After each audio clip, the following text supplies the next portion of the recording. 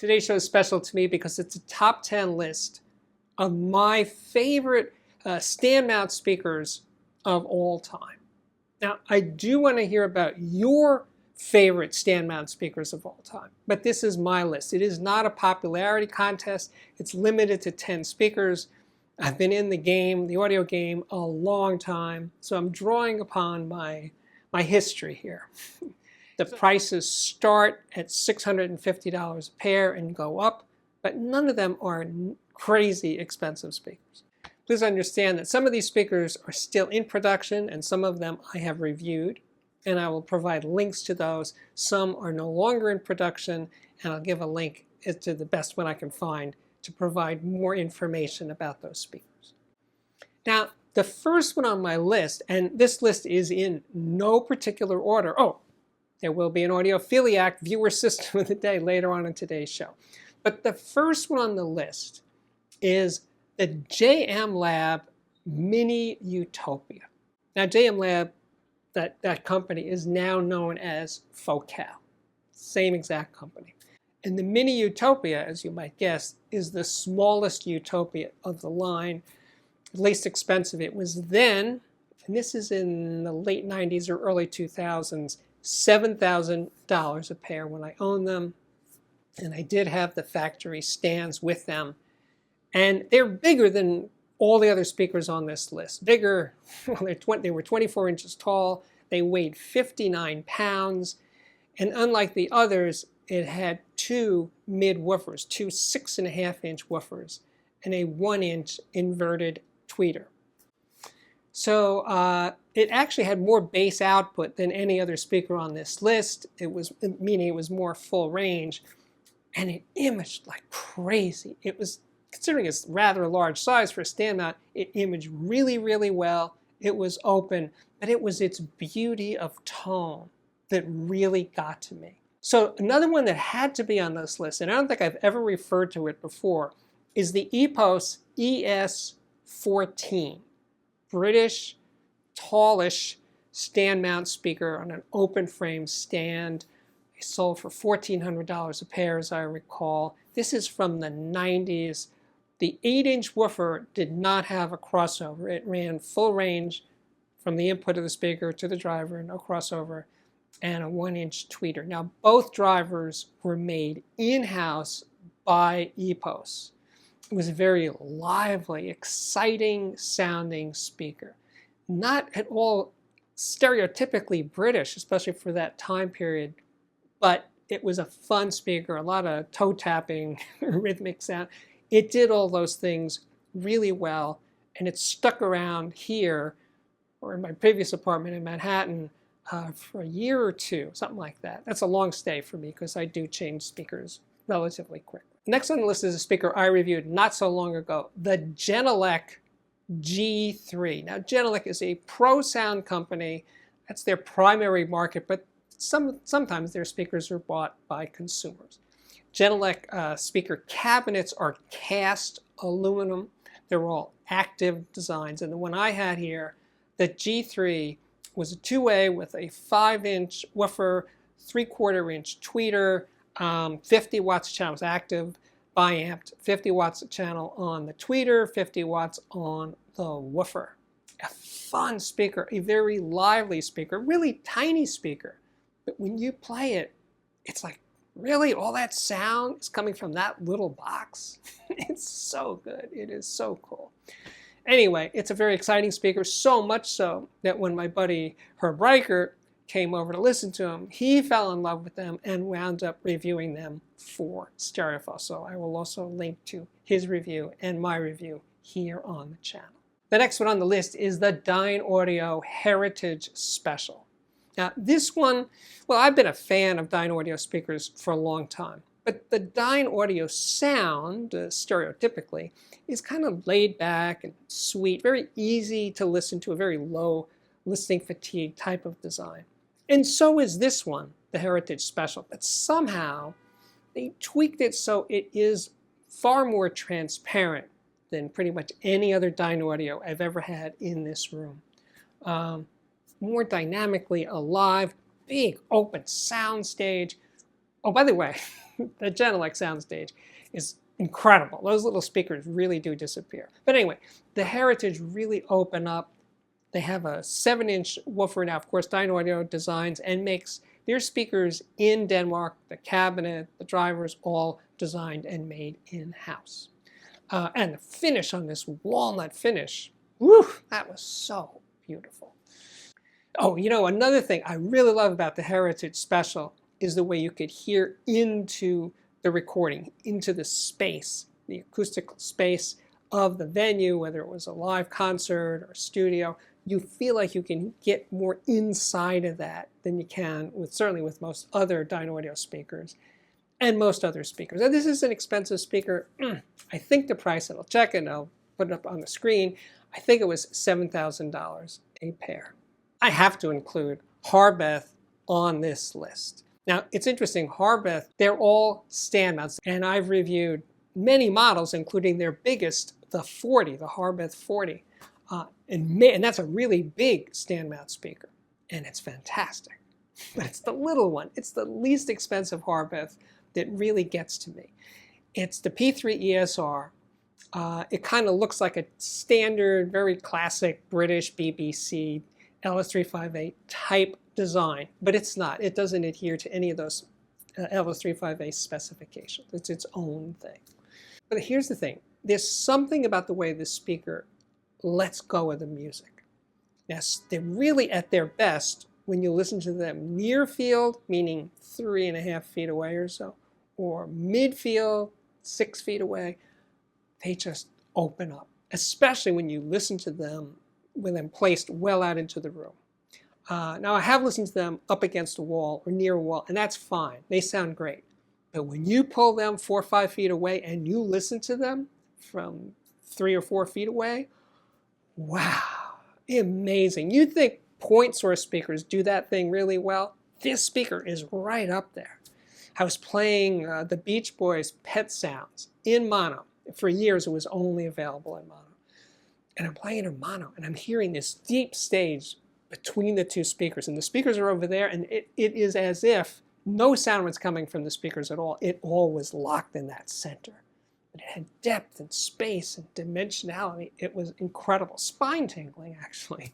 I'm not kidding. I'm getting goosebumps right now just thinking about how well the P3ESR does that. It's a magical power that it has. Phenomenal speaker. Now, the GoldenEar BRX stand mount speaker. Yeah, that was another one. I wasn't ready for that because I thought I knew the GoldenEar sound, which I like, but it's not one of my go-to references. Good stuff, but not this one absolutely did for a couple of reasons. First, well, the tweeter, the folded ribbon tweeter, had this purity and clarity, even compared to many other folded ribbon tweeters. This was at another level. Really interesting, and I'm pretty sure this tweeter is the same one used in the GoldenEar reference floor standing speakers. They're top technology.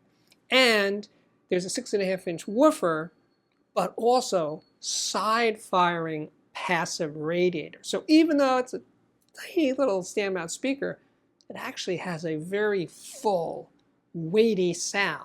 And you combine that with this gorgeous tweeter that just lets the music through. Those high frequencies have such clarity and sparkle and purity.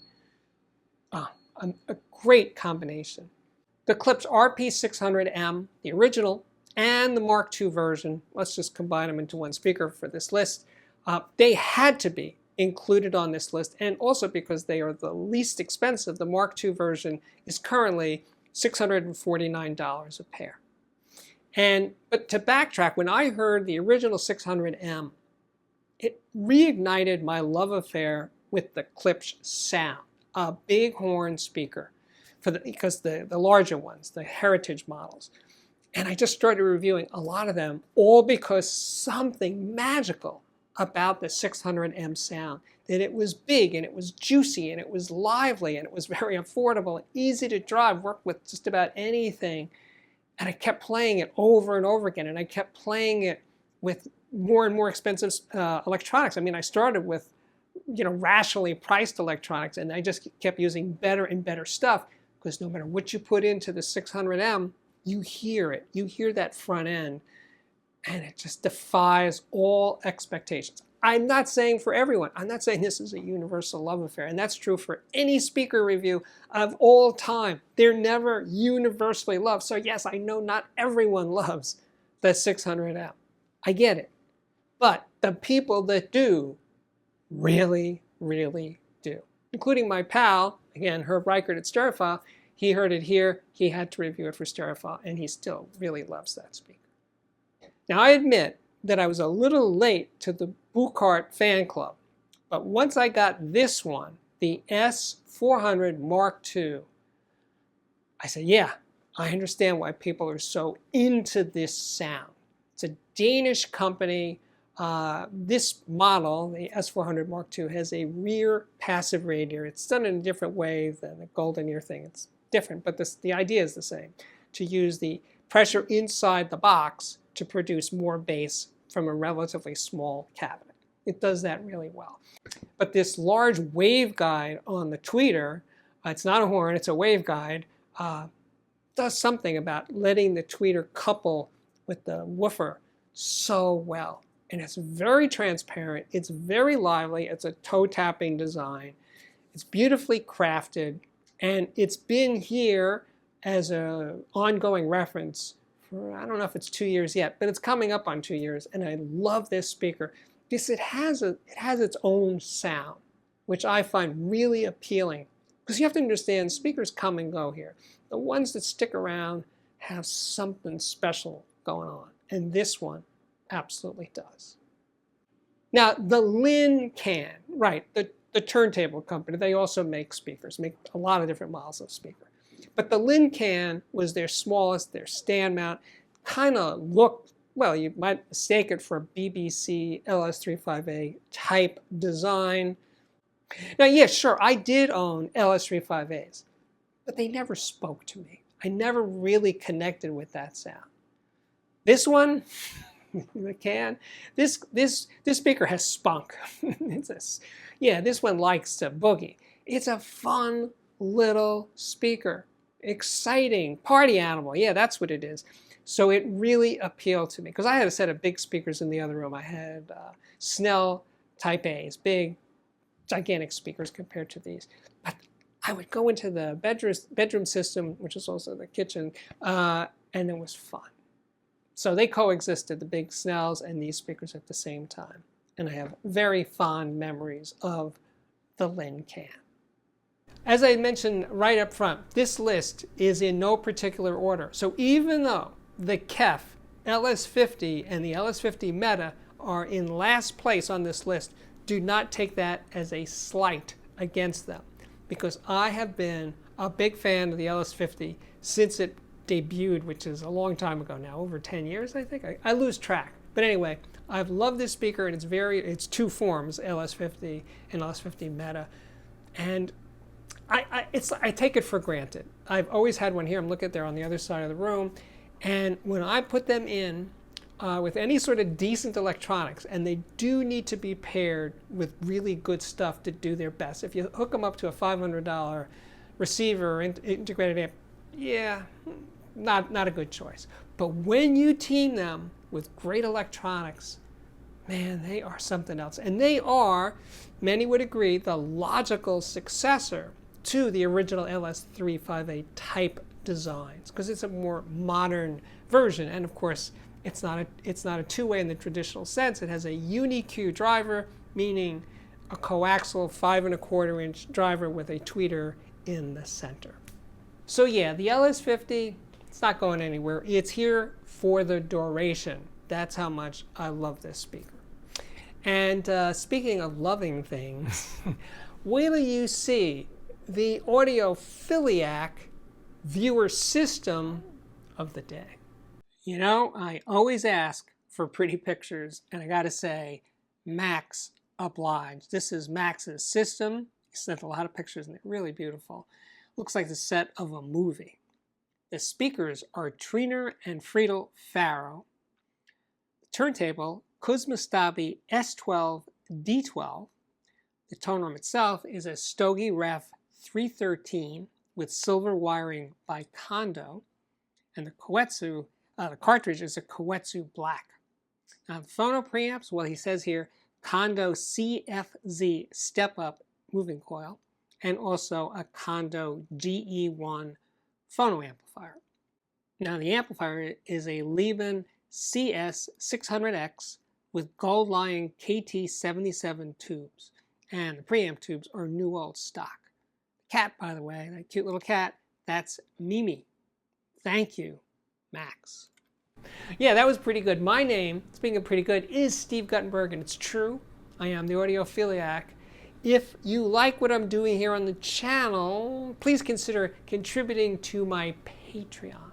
The address is on the screen right now, and I'm going to interrupt that little commercial for myself to mention that coming up on August 14th at 6 p.m. Eastern, I'm going to be doing a live stream with Herb Reicher. Anything could happen, and anything will happen, and we will attempt, I don't know how well we will succeed, to answer some questions live. Make them easy questions. Don't ask us what's better, this or that, or what's the best. Don't do those kind of questions. A little broader questions would be appreciated. Anyway, we will figure it out, Herb and I, on August 14th, 6 p.m. Okay. Now, as for my Patreon, if you dig the show, please consider contributing to the Patreon. You can join and pay with dollars, pounds, euros, and most other currencies at this point. You can join for a month or two at a time and then split, or you can stick around for years.